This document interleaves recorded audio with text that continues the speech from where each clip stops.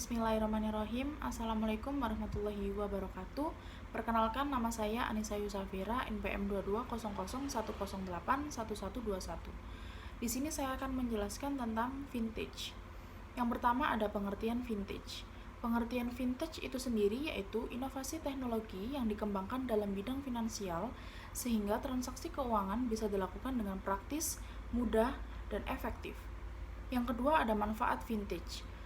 Manfaat vintage di Indonesia sendiri yaitu ada transaksi keuangan jadi lebih mudah, yaitu ketika akan melakukan transaksi finansial, Anda tidak perlu lagi ke rumah atau pergi ke bank untuk melakukannya. Hanya melalui ponsel pintar, segala aktivitas keuangan bisa diselesaikan. Yang kedua, ada akses pendanaan lebih baik, yaitu berkat vintage, teknologi keuangan berkembang pesat hingga menjangkau berbagai kalangan masyarakat.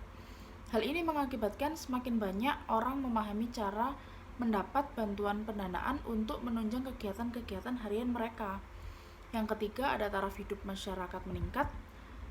Masyarakat bisa menggunakan dana tersebut guna membiayai aktivitas konsumtif dan produktif mereka. Akhirnya, taraf hidup dan kesejahteraan hidup mereka pun meningkat.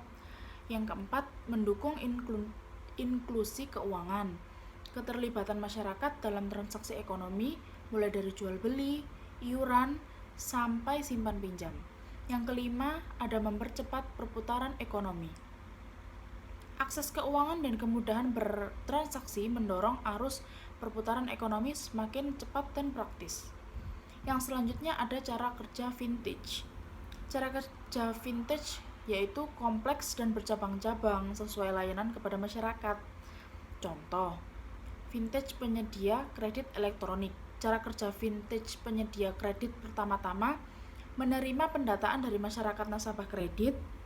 Setelah melakukan verifikasi data serta pinjaman ke lembaga penjamin simpanan atau yang bisa disebut dengan LPS dan Bank Indonesia atau yang bisa disebut dengan BI, vintage akan mencairkan dana ke toko elektronik tempat nasabah mengajukan kredit. Yang selanjutnya ada jenis-jenis vintage di Indonesia. Yang pertama ada peer-to-peer lending, yang kedua ada crowdfunding, yang ketiga ada e-wallet, yang keempat ada microfinance, yang kelima ada payment gateway, yang keenam ada investasi, yang ketujuh ada bank digital. Sekian, terima kasih. Wassalamualaikum warahmatullahi wabarakatuh.